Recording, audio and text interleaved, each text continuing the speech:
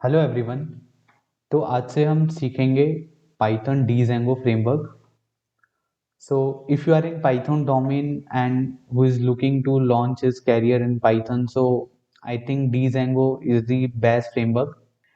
ये एक ऐसा वेब फ्रेमवर्क है जो काफ़ी डिमांड में है इस समय। तो शुरू करते हैं।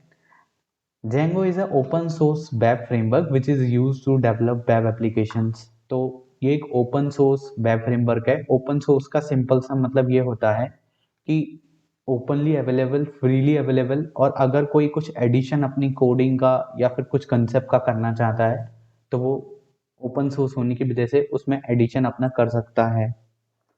अब अगर हम वेब डेवलपमेंट की बात करें बेसिकली, तो उसमें दो तरीके की चीज़ें होती हैं। एक होती है फ्रंट एंड और एक होती है बैक एंड। फ्रंट एंड का मतलब होता है कि जो चीज़ें हमें कोई वेबसाइट जब हम ओपन करते हैं, यूआरएल हिट करते हैं, तो उसके बाद जो भी चीज़ें हमें विजिबल होती हैं वो सब चीज़ें होती हैं फ्रंट एंड में। लेकिन वेबसाइट में साथ में एक बैक एंड डेवलपमेंट भी होता है। बैक एंड का मतलब कि जो भी डेटा की विजिबिलिटी हमें मिल रही है, या आप ऐसे समझ सकते हो जैसे कोई भी ई कॉमर्स वेबसाइट है और वहाँ पे मैंने कुछ ऑर्डर प्लेस करा, पेमेंट करा, या फिर मैंने वहाँ पे कुछ आइटम कार्ड में ऐड करा, तो एक तरीके का जो डेटा है वो मेरा डेटा डेटाबेस में कहीं ना कहीं स्टोर होता है, या फिर उस उन चीज़ों को हम कहते हैं कि वो चीज़ें जो है वो बैकएंड मैनेज कर रहा है। ठीक है। तो जो अपन डीजेंगो पढ़ने वाले हैं, वो डीजेंगो जो है वो बैकएंड डेवलपमेंट फ्रेमवर्क है। जो डीजेंगो फ्रेमवर्क है वो एमबीटी पैटर्न पे बेस्ड है। अब आप कहोगे कि एमबीटी क्या है? एमबीटी कुछ भी नहीं है। एमबीटी में एम जो होता है उसे हम मॉडल बोलते हैं, बी जो होता है उसे व्यू बोलते हैं, एंड टी फॉर टेम्पलेट। तो अपन इसे समझते हैं कि मॉडल, व्यू और टेम्पलेट कैसे काम करता है। तो सिंपल आपको ऐसे समझना है कि जो मॉडल होता है, मॉडल जो होता है वो डेटाबेस से हमें कनेक्टिविटी देता है। ठीक है, मतलब डेटाबेस से हमें कनेक्ट करना है और अगर कुछ डेटा रिट्रीव करना है या प्रोवाइड करना है तो वो काम हमारा मॉडल करेगा। व्यू का काम क्या होता है कि जब भी मैं एज अ यूजर, जब भी मैं कोई एच रिक्वेस्ट हिट करता हूँ, तो एचटीटीपी रिक्वेस्ट हिट करने के बाद जो चीज मेरे को अपनी आंखों से वेबसाइट पे दिखती है, वो व्यू फंक्शन उससे कनेक्ट होता है। मतलब व्यू फंक्शन ही उस चीज को शोकेस करता है वेबसाइट पे। ठीक है। अगर हम टेम्पलेट की बात करें तो टेम्पलेट एक तरीके से एक एचटीएमएल फाइल होती है, जो कि जिसमें एचटीएमएल कोड लिखा होता है कि आप जब भी व्यू फंक्शन, मतलब जब भी आपने एचटीटीपी रिक्वेस्ट हिट करी, वो व्यू फंक्शन के पास आया। और व्यू फंक्शन क्या होता है? टेम्पलेट से कनेक्ट होता है। टेम्पलेट का मतलब टेम्पलेट में वो कोड लिखा होता है जो हमें स्क्रीन पर विजिबल होता है। ठीक है, इसको हम डिटेल में समझेंगे। अभी सिर्फ आप इसको मतलब समराइज वे में आप समझ लीजिए, आगे मैं इसको पूरा डिस्कस करूंगा। अब देखते हैं कि जेंगो के फीचर्स क्या क्या हैं। भाई ये थोड़ा फास्ट है, ठीक है, मतलब ओपन सोर्स है, फ्रीवेयर है। ये तो यार मतलब पाइथन का भी एक बहुत बड़ा फीचर है कि वो एक ओपन सोर्स प्रोग्रामिंग लैंग्वेज है, तो इसीलिए मार्केट में धूम मचा रही है। Then it has high security, high scalability. मतलब स्केलेबिलिटी का मतलब ये है कि लेट्स सपोज आपने एक वेबसाइट बनाई, उसको मतलब सर्वर पे आपने लॉन्च कर दिया, और लॉन्च करने के बाद लेट्स सपोज कि आज आपके 5 यूजर या 7 यूजर हैं, कल को 500 या 700 होते हैं, तो उसमें भी मतलब आपकी वेबसाइट जो है वो इजिली चलती रहेगी, ट्रैफिक ज़्यादा मतलब होल्ड कर पाएगी। ठीक है। नेक्स्ट जो टॉपिक है जो काफी इंटरव्यूज में पूछा जाता है, मतलब ये एक इंट्रोडक्शन का ही पार्ट है, एमबीटी। मतलब कि ये जो जेंगो है वो हमने बताया कि ये एमबीटी पैटर्न पे बेस्ड है, मतलब मॉडल व्यू टेम्पलेट पे बेस्ड है। बट एमबीटी का मतलब क्या हुआ? मतलब कि ये क्या है एमबीटी पैटर्न? ठीक है। तब इसको आप इस डायग्राम से समझ सकते हो। ये है यूजर, जो मैंने यहाँ पे फोटो बना रखा है, ये यूजर है।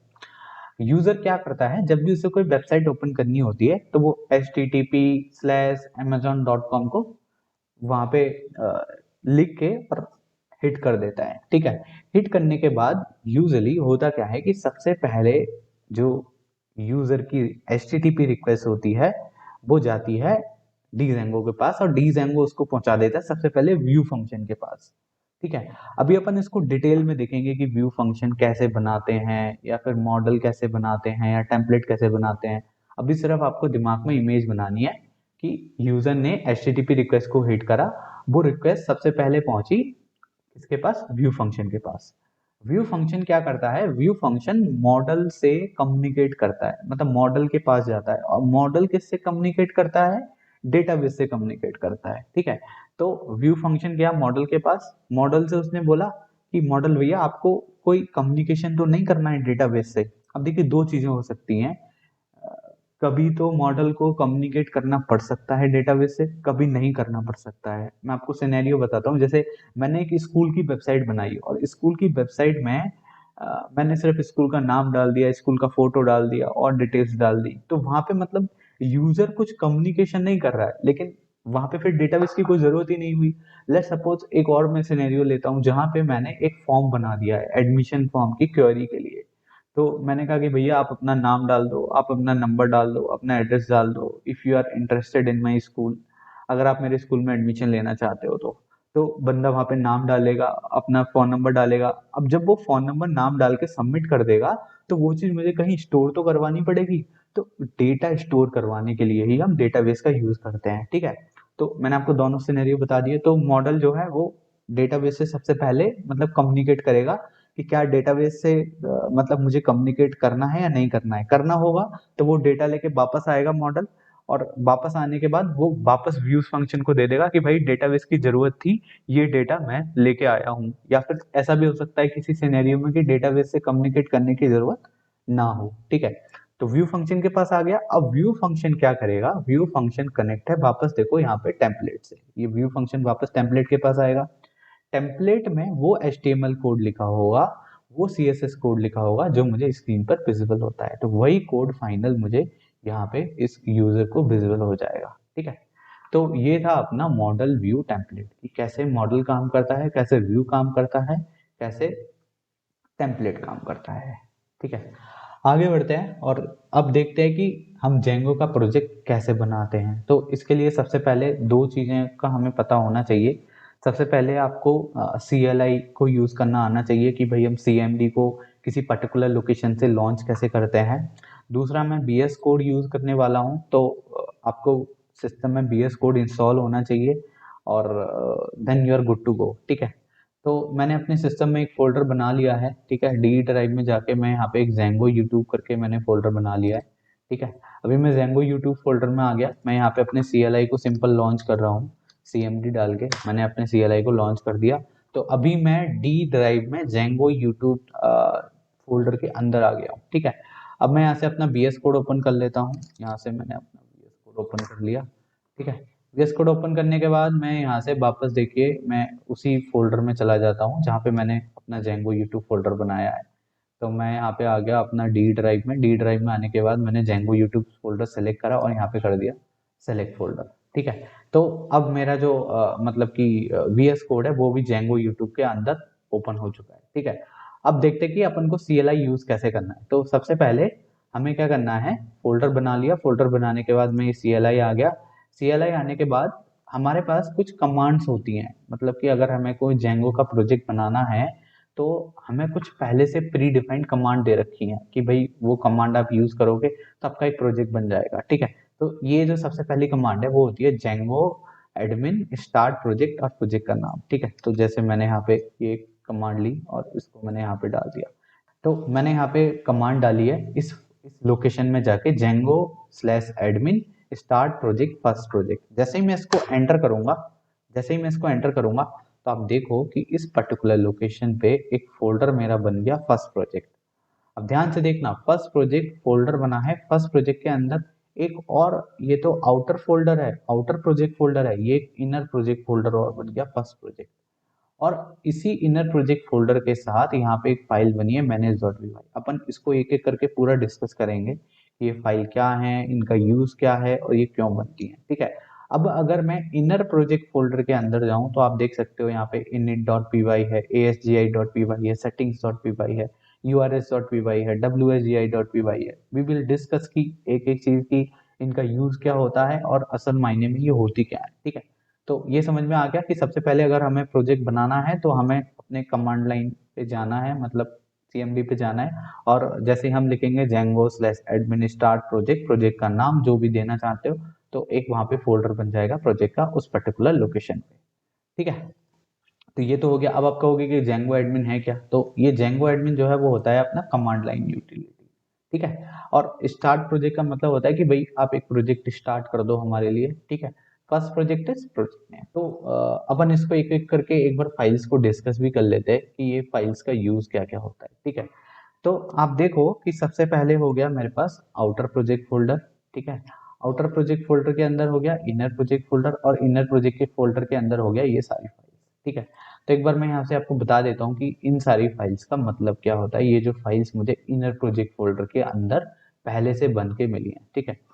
init.py, यार ये तो पता होगा कि अगर पाइथन में आप किसी भी चीज को पैकेज बनाते हो, मतलब किसी भी फोल्डर को पैकेज बनाते हो, तो वहां पे हमें init.py फाइल वहां पे बनानी पड़ती है, और जो कि एम्प्टी होती है। तो यही चीज मैंने सेम टू सेम यहाँ पे लिख रखी है। मैं आपको नोट्स का जो है लिंक दे दूंगा, आप इसको और पढ़ सकते हो।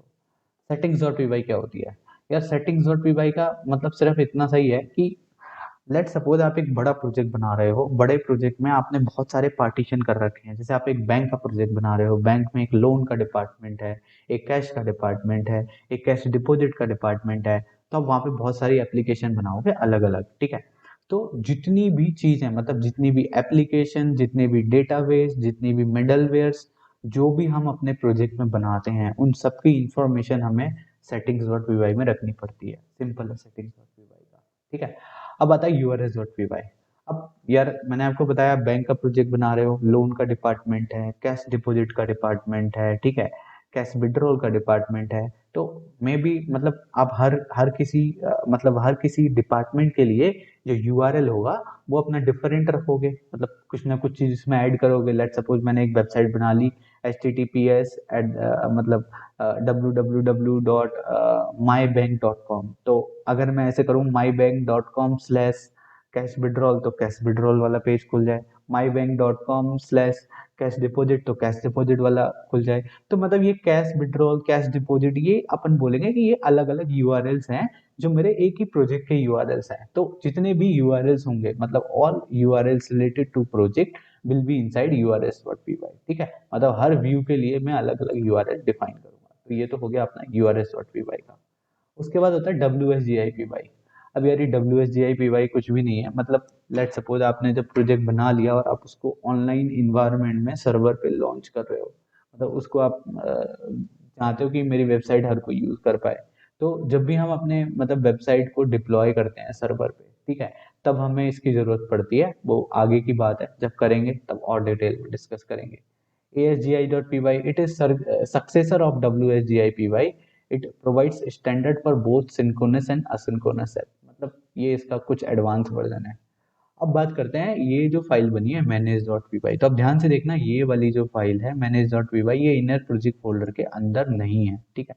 तो manage.py क्या है? manage.py एक स्पेशल फाइल है जो हमारे सर्वर को रन करती है, सर्वर को स्टॉप करती है, ऐप को स्टार्ट करती है ना। ये सारी चीजें मतलब होती हैं manage.py में होती हैं। और इसका मतलब ये है कि भाई ये स्पेशल फाइल है जिसमें पहले से कोडिंग करी गई है। तो this is not recommended to change anything in this file. मतलब आप इस फाइल में कुछ ना ही चेंज करें तो ज़्यादा अच्छा है। मतलब आप बस इसको ये समझने की एक स्पेशल फाइल है जो सर्वर रन करने के, ऐप स्टार्ट करने के, इन सब के काम आती है। अब ये हो गया। अब एक प्रोजेक्ट तो हमने बना लिया, मतलब एक कमांड से ही, Django admin start project, project का नाम। अब मतलब प्रोजेक्ट को रन कैसे करते हैं? ठीक है। तो मतलब जो जेंगो होता है वो एक इनबिल्ट सर्वर प्रोवाइड करता है हमें। ठीक है। तो जैसे हम मैनेज मतलब जेंगो प्रोजेक्ट बनाते हैं तो हमारे पास एक manage.py फाइल है। तो ये manage.py फाइल ही सर्वर रन करने के काम आती है। ठीक है। तो सबसे पहले हमें क्या करना है, हमें जाना है उस लोकेशन पे जहाँ पे हमारी manage.py है। ठीक है। तो आप देखो कि फर्स्ट प्रोजेक्ट के अंदर manage.py है। अभी मैं यहाँ पे अगर cd करूँ, cd फर्स्ट प्रोजेक्ट, ठीक है, तो मैं फर्स्ट प्रोजेक्ट के अंदर आ गया। तो अब हम फर्स्ट प्रोजेक्ट के अंदर आ चुके हैं, जहाँ पे फर्स्ट प्रोजेक्ट एक फोल्डर है जिसके अंदर कुछ फाइल्स हैं, और यहाँ पे manage.py है। तो जब भी हमें मतलब अपना सर्वर रन करना हो तो सिंपल हम टाइप कर सकते हैं py manage.py रन सर्वर। ठीक है। जैसे ही मैं इसको रन करूँगा, आप देखो यहाँ पे एक यूआरएल मेरा आ गया।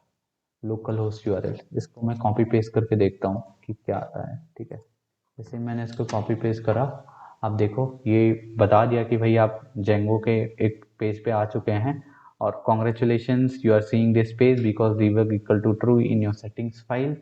एंड ये अपनी पहली जेंगो की एप्लीकेशन रेडी हो चुकी है। Okay, thank you.